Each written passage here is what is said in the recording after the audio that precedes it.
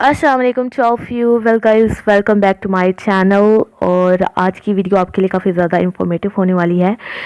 और अगर आप मैन एंड सुपरमैन प्ले पढ़ रहे हैं जो कि बर्नर शाह ने लिखा है, तो ये जो वीडियो है आपके लिए काफ़ी ज़्यादा इंफॉर्मेशन देगी, तो मेरे साथ रहिएगा। आज की जो वीडियो है इसके अंदर हम क्वेश्चंस डिस्कस करेंगे, क्योंकि जो प्रीवियस वीडियोस हैं उसके अंदर मैंने आपको करैक्टर्स के बारे में बताया है, थीम्स के बारे में बताया है, ठीक है। और लेकिन प्रीवियस वीडियोस में मैंने आपको करैक्टर्स के बारे में जो बताया था बड़ा शॉर्टकट बताया था, लेकिन आज की जो वीडियो है इसके अंदर आपको थॉरली पता चलेगा कि जो है वो रॉबिन्सन का करैक्टर किस तरह का है, टैनर का करैक्टर किस तरह का है, एंड जो है वो तमाम औरतों को रिप्रेजेंट कर रही है इस प्ले के अंदर। तो पहला जो क्वेश्चन है हम उसके बारे में डिस्कस करते हैं, जो कि बर्नर शाह ने कहा है कि every women is not Ann but Ann is every woman. Justify करिए। या इस तरह से क्वेश्चन आ सकता है, show that Ann is both a type and an individual.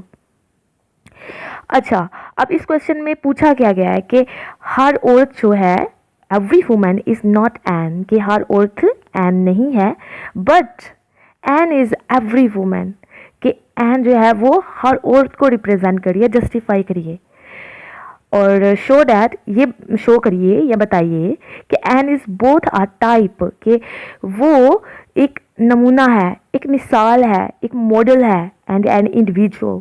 Individual का मतलब क्या होता है? अनफरादी, मतलब पार्टिकुलर पर्सन, उसकी पर्सनैलिटी यूनिक है, ठीक है। तो ये वो दोनों चीज़ें रखती है। सबसे पहले हम एन के बारे में पढ़ते हैं, जो कि वो हर औरत को रिप्रेजेंट कर रही है। क्यों कर रही है, कैसे कर रही है? अपने टिपिकल क्वालिटीज़ की वजह से कर रही है, ठीक है। हर टिपिकल करेक्टरिस्टिक्स की वजह से कर रही है। Ann is every woman because she is the most vivid, मतलब वो जिंदा दिल है। वो क्यों हर औरत को जो है वो रिप्रेजेंट करिए? क्योंकि इस मैन एंड सुपरमैन में उसका जो करैक्टर है वो बड़ा ही एंथुसिस्टिक है, जिंदा दिल है। फोर्सफुल प्रेजेंटेशन दिखाई गई है, जो कि बर्नर शाह की थ्योरी है। जैसे कि स्पाइडर बी रिलेशनशिप जो है वो मैन एंड सुपरमैन में बर्नर शाह ने बताया है कि जैसे एक स्पाइडर बी जो है वो अपने जाल के अंदर मतलब अपने शिकार को ट्रैप करती है, फंसाती है। तो इसी तरह से उसने स्पाइडर किसको कहा है? एन को कहा है, यानी कि वुमेन को कहा है। और इसके अलावा उसको हंट्रेस कहा है, लॉयनस कहा है, और कैट कहा है। मुख्तलिफ नामों से जो है वो बर्नर शाह ने एड्रेस किया है एन को। अच्छा, अब यहाँ पे जो है वो शाह जो है वो बहुत ज़्यादा तो जो है ना इस बात पे जोर देता है कि वो एक स्पाइडर बी का रिलेशनशिप शो करके जो है वो एन जो है वो एक क्लियरेस्ट एक्सपोजिशन बता रही है शाह की थ्योरी की। और शाह की थ्योरी क्या है कि the whole world is strewn with snares, traps, gins and pitfalls for the capture of man by women. Women must marry because the race must perish without her travail. अब इसके बारे में आपको मैं बताऊं अगर, तो इसके अंदर ये जो थ्योरी है ना, द होल वर्ल्ड, यानी कि सारी जो दुनिया है वो फैली हुई है, स्कैटर्ड है, ठीक है। स्ट्रॉन का मतलब होता है स्कैटर्ड होना, विद स्नेयर्स यानी कि जाल में, ट्रैप्स में, पिटफॉल्स में, जिन्स में। जिन्स भी ट्रैप ही होता है, और पिटफॉल का मतलब होता है रिस्क में, डेंजर में, खतरे में है। Capture of man by women, यानी कि औरतें जो हैं इंसान को यानी आदमी को फंसाने के लिए रेडी हैं। औरत को वुमेन मस्ट मैरी, औरत को शादी करनी ज़रूरी है, उसको करनी चाहिए। Because the race must perish, क्योंकि जो ह्यूमन रेस चल रही है, जिसको जो है वो लाइफ फोर्स जो है वो कंपेल कर रही है, वो एक्सपायर हो जाएगी उसकी मेहनत के बगैर, यानी कि विदाउट हर ट्रेवेल। अब ये थ्योरी जो है मैंने आपको उर्दू में समझा दी है, हिंदी में समझा दी है, लेकिन इसके बारे में आई थिंक आपको थोड़ा बहुत आइडिया हो गया होना है कि इस थ्योरी में शाह जो है वो क्या बता रहे हैं कि जो औरत है वो एक स्पाइडर का रिलेशनशिप बता के, कि एक स्पाइडर भी जो जिस तरह से अपने जाल में अपने एक शिकारी को फंसाते है, इसी तरह से औरत भी एंड जो है वुमेन जो है वो आदमियों को फंसा रही है ताकि ये जो रेस चल रही है, कौन सी जनरेशन की रेस बेहतर से बेहतर ज़िंदगी गुजारने के लिए एक आला नस्ल पैदा करना, इसके बारे में वो भी आदमी को इस तरह से अपने चंगुल में फंसा रही है। Man has invented a romantic fiction, यानी कि आदमी ने ना एक रोमांटिक फिक्शन जो है वो इजाद की हुई है अपनी सेफ्टी के लिए। वो उसके लिए फिर औरत को जो है वो मैन को वेट करना चाहिए। जब भी वो उसको कोई भी मैटर ऑफ सेक्स करना हो या कोई भी काम करना हो तो वो ज़रूरी है कि पहले आदमी की तरफ से हो। और जब और इस बात को बर्नर्ड शॉ कहते हैं, लेकिन अगर औरत जो है इंतज़ार करती है इस हवाले से, तो वो उस तरह से इंतज़ार करती है जैसे एक स्पाइडर जो है वो उड़ने के लिए इंतज़ार कर रही होती है कि कब उसको मौका मिले वो उड़े। और जब उसको उड़ना होता है एक स्पाइडर को, तो वो अपनी तमाम प्रीटेंस छोड़ देती है, जो उस अपना असली चेहरा दिखा देती है स्पाइडर जो है, और वो फिर एक परस्यूअर बन जाती है। तो सेम स्पाइडर की तरह ए वुमेन भी जब उसको अपनी मतलब असली चेहरा दिखाना होता है, उड़ना होता है, तो वो भी फिर चेसर बन जाती है। मतलब उस आदमी को हासिल करने के लिए हर एक जो है वो हथकंडे अपनाएगी, ठीक है। और झूठ भी बोल सकती है, फितना फैला सकती है। तो इसकी एग्जाम्पल जो है वो बर्नर्ड शॉ के बहुत से प्लेज में आपको मिलेगी जो कि बर्नर्ड शॉ की थीरीज को रिप्रेजेंट करते हैं। और लेकिन एन जो है ना, एन वाइटफील्ड, वो एक मोस्ट परफेक्ट एम्बॉडीमेंट है बर्नर्ड शॉ की थीरी का। She is the huntress, every woman, she is a woman, and there are such nature's contrivance for the perpetuation of the human race, कि वो human race में अपने आप को महफूज करने के लिए उसकी ये नेचर में है कि वो अपने आप को महफूज करेगी। नेक्स्ट जो पॉइंट है उसकी इंडिविजुअलिटी, क्योंकि क्वेश्चन में उसकी इंडिविजुअलिटी के बारे में भी तो पूछा गया है। तो हर इंडिविजुअलिटी कैसे है, वो दूसरी औरतों से क्यों इतना मुख्तलिफ है? रिप्रेजेंट तो कर रही है तमाम औरतों को, लेकिन वो एक यूनिक भी है। देखिए मेरी बात सुने, Ann is every women for she has typical feminine, ठीक है, उसकी कैरेक्टरिस्टिक्स की वजह से, उसकी इनर ड्राइव की वजह से कि वो जो है अपनी वो जो जिस आदमी को हासिल करना चाहती है उसको वो सिक्योर करना चाहती है। जैसे कि वो टैनर को हासिल करना चाहती है तो उसको महफूज करेगी, वो हर हालत में उसको महफूज करेगी। तो यहाँ पे इस प्ले के अंदर हमने एक ट्रेजिक कॉमिक लव चेस देखा है, क्योंकि इसके अंदर टैनर जो है वो एक हंटेड बना है, यानी कि Tanner becomes the hunted person, और एन जो है वो हंट्रेस है, यानी कि एक शिकारी है, और उसने टैनर का शिकार करना है, यानी कि अपनी फैसिनेशन से टैनर को फंसाना। उसको पता है कि टैनर के पास एक अच्छा स्टेटस है और उसकी जो मतलब रिच पर्सन है और फिलोसफिकल थिंकिंग है उसकी, और मेच्योर पर्सन है as compare to romantic poet जिसका नाम है ऑक्टेवियस।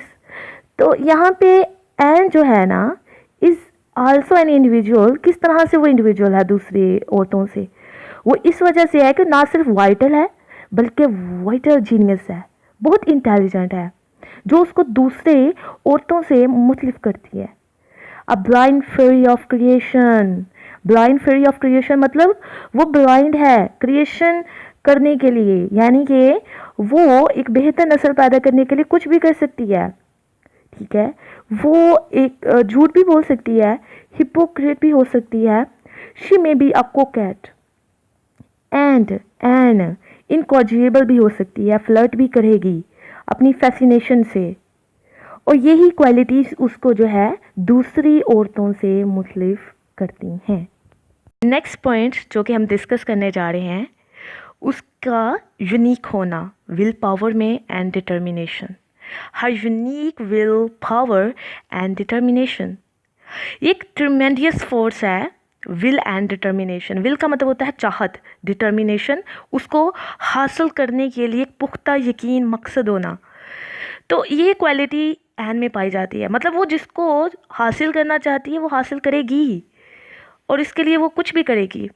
इस रेस में दिखाया गया है, यानी ह्यूमन रेस में दिखाया गया है कि man are mere babies in her hands, यानी कि उसके हाथों में वो एक सिर्फ बेबीज़ हैं। जैसे एक बेबी को because may be like innocent, एक इनोसेंट होता है, मासूम होता है, उसको जिस ढांचे में हम ढालेंगे वो उसी में ढल जाएगा। तो सेम यहाँ पे man are mere babies in her hand, और वो उनको इस तरह से फैसिनेट करती है जैसे एक कनिंग नेचर के साथ।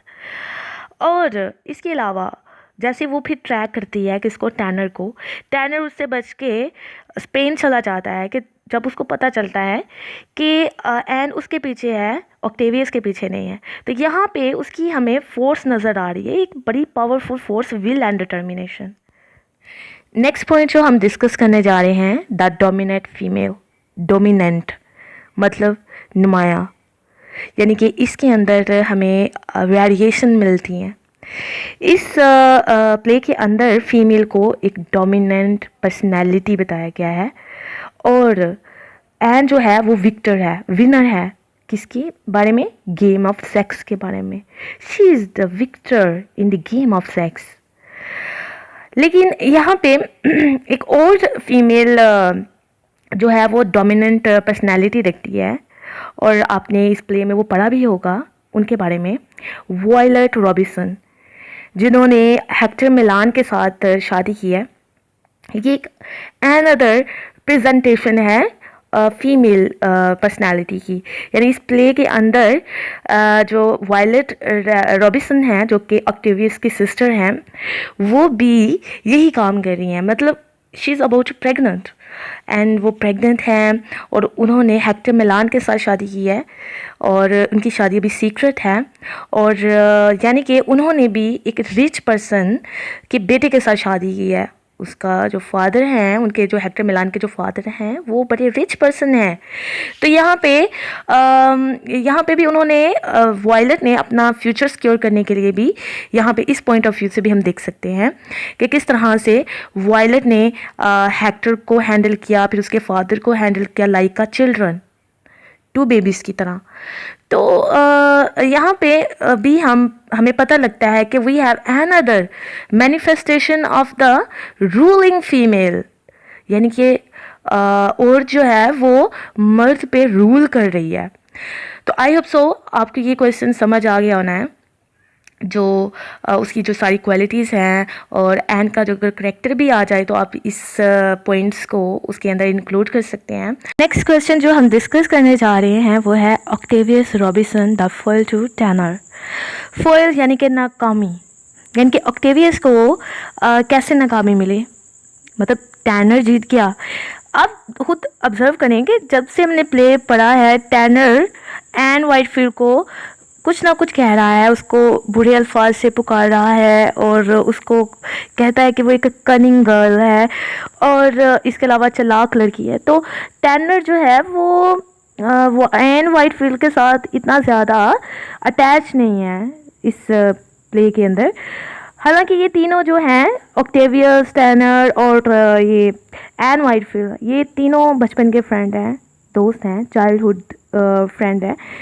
तो यहाँ पे आप आज इस क्वेश्चन के अंदर आप ऑक्टेवियस रॉबिन्सन के करैक्टर के बारे में भी पढ़ेंगे।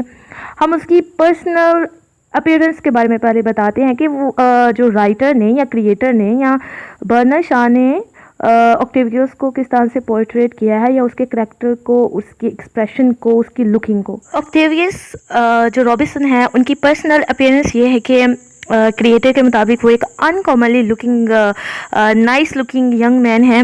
जब वो रैमसन स्टडी रूम में फर्स्ट टाइम अपीयर होते हैं तो उन्होंने बड़ा एलिगेंट सूट पहना होता है, जो कि मॉर्निंग सूट होता है, क्योंकि स्टार्ट में ही डेथ हो जाती है, किनकी हो जाती है, एन वाइटफील्ड के फादर की, और जिनका नाम मिस्टर वाइटफील्ड है।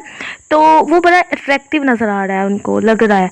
और इसके अलावा अगर उनकी लुकिंग के बारे में बात की जाए तो small head, regular features, pretty little moustaches, frank clear eyes, well brushed glossy hair and black colour में उनके ये जो हेयर हैं। और इसके अलावा आईब्रो उनके आर्चर्ड आईब्रो हैं। लेकिन अगर इनके रोल के बारे में बात की जाए कि इस प्ले में वो क्या किरदार अदा करेंगे, तो he is one of those men who are born to love and suffer. आप खुद ही अंदाज़ा लगा लें कि ऑक्टेवियस जो है वो एन को पसंद करते हैं और एन भी अपनी फैसिनेशन जो थी वो ऑक्टेवियस को दिखाती थी। और जाहिर सी बात है ऑक्टेवियस जो है वो एक रोमांटिक पोइट है और ऑक्टेवियस के ये भी अल्फाज हैं कि वो मतलब पोइट हैं। ऑक्टेवियस रॉबिन्सन पोइट हैं और उन्होंने ये भी एक बात कही थी कि उनकी पोइट्री एन को देखे बगैर हो ही नहीं सकती है, क्योंकि वो एन को देख के इंस्पायर होते हैं, इंस्पिरेशन हासिल करते हैं। तो इतनी बड़ी बात उन्होंने कर दी कि इतना ज़्यादा वो एन को लाइक करते थे कि उसके बगैर पोइट्री नहीं थे कर सकते, जो उनका काम था, आर्टिस्ट थे। तो यहाँ पे हमें लव एंड सफ़र के बारे में पता लगता है, यानी कि जब एन ऑक्टेवियस को एन पे रिजेक्ट करती है तो फिर ऑक्टेवियस का दिल टूटता है और फिर नेक्स्ट वो ये भी ऐड करते हैं कि वो नेक्स्ट शादी भी नहीं करेंगे और ना ही किसी के साथ प्यार करेंगे। अब उनकी हिज नोबिलिटी के बारे में बात करते हैं कि उनकी जो नोबिलिटी है वो इसमें क्या किरदार अदा करी है। और अगर हम ऑक्टेवियस की नोबिलिटी के बारे में बात करें तो he is a young man of engaging sincerity, honesty. अब इसकी सिंसियरिटी यानी कि नोबिलिटी का मतलब वैसे उर्दू में क्या हो सकता है या हिंदी में क्या हो सकता है, शराफत, ईमानदारी। इतनी चालाकियाँ नहीं थी आती ऑक्टेवियस को, तो यही तो वजह थी कि वो एन वाइटफील्ड को समझ ही नहीं पाए। जबकि टैनर तो बहुत क्लेवर थे, वो तो एन की हर एक बात को समझते थे, चालाक थे। तो एन ने भी चालाक इंसान के साथ ही शादी की। तो उनकी जो नोबिलिटी थी वो एन वाइटफील्ड के जो फादर थे उनको बहुत पसंद थी और वो उनके घर में बेटों की तरह रहते थे। मिस्टर वाइटफील्ड उनको बेटों की तरह रखते थे। जाहिर सी बात है मिस्टर वाइटफील्ड का कोई बेटा नहीं था और उन्होंने ऑक्टेवियस को एज अ सन अपना बेटा समझा हुआ था। तो आज सिंसियर फ्रेंड, एक बड़े ही ईमानदार और सच्ची दोस्ती निभाने वाले फ्रेंड हैं ऑक्टेवियस। उनकी नोबिलिटी उनके करैक्टर से झलकती है, उनकी जो सिंसियरिटी है एज अ फ्रेंड उनके किरदार से झलकती है। जैक टैनर और ऑक्टेवियस इकट्ठे स्कूल में उन्होंने स्कूलिंग की है और बहुत जल्द वो एक बहुत अच्छे दोस्त बन गए थे।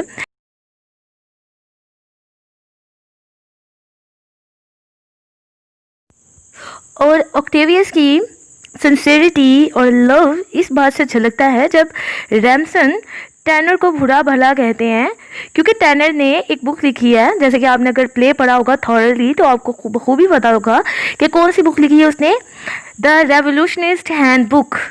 और ये बड़ा इम्पोर्टेंट ये पॉइंट है, इसको नोट कर लीजिए बिकॉज ये एग्ज़ाम्स में भी पूछा जा सकता है। तो उनको ऑक्टेवियस जो रैमसन है उन्होंने बहुत बुरा भला कहा। तो इस बात पे ऑक्टेवियस ने उनको कहा कि आप इस तरह से मेरे फ्रेंड को नहीं बोल सकते हैं। यहाँ तक कि जब रैमसन ने टैनर को घर से बाहर निकालने के लिए कहा तो इस बात पे भी उनको बहुत बुरा लगा कि वो मेरे फ्रेंड हैं। और जब रैमसन ने ये भी कहा कि तुम्हें टैनर के साथ जो है ना फ्रेंडशिप जो है वो नहीं रखनी चाहिए, तो उन्होंने बड़ा बोल्डली होके स्टैंड अप होके अपनी फ्रेंड के लिए कहा कि वो मेरा बहुत अच्छा दोस्त है और मैं उसको छोड़ नहीं सकता। Octavius is a romantic lover. Definitely, Octavius Robinson is romantic to the backbone, and in this respect, वो उन्होंने टिपिकल एंटीथेसिस जो है वो टैनर को प्रोवाइड किया करते हैं। यानी कि वो प्यार में इतना ज़्यादा अंधे हो गए थे, वो कहते हैं ना कि लव इज़ ब्लाइंड। और फिर जिससे वो प्यार करते हैं, कोई भी अगर आप किसी से भी प्यार करते हों तो उसका कोई फॉल्ट नज़र नहीं आता है। अगर फॉल्ट नज़र भी आ जाए तो फिर हम कहते हैं ये उससे जानबूझ के नहीं हुआ, जाने अनजाने में हुआ। तो ये एक फितरती बात है, इट्स नेचुरली। तो जिस तरह से एन जो थी वो ब्लाइंड थी क्रिएशन के लिए, ठीक है, ब्लाइंड फ्री क्रिएशन के लिए, ये वाला टॉपिक है, ये हमने प्रीवियस भी पढ़ा है एन वाले करैक्टर के अंदर। तो सेम ऑक्टेवियस भी जो थे वो ब्लाइंड थे एन के लव के बारे में। उनको तो बिल्कुल समझ नहीं आया। I mean he doesn't understand the real nature of his beloved, जिनसे वो प्यार करते हैं उसके नेचर के बारे में नहीं बिल्कुल पता। टैनर ऑक्टेवियस को काफ़ी दफ़ा वार्न करते थे कि ऐसे नहीं, वो उसका रियल फेस देखो, लेकिन उन्होंने बिल्कुल भी कुछ नहीं समझा बल्कि टैनर को ही रिजेक्ट किया। नेक्स्ट पॉइंट है a man born to suffer. ये पॉइंट बेसिकली वही है जैसे मैंने आपको फर्स्ट टाइम डायलॉग बोला था कि he is one of those men who are born to love and suffer. यानी कि वो आदमी है जो कि बहुत ज़्यादा प्यार करता है और इसको प्यार के बदले कुछ नहीं मिलता, सिर्फ सफरिंग मिलती है, दुख मिलता है, पेन मिलता है।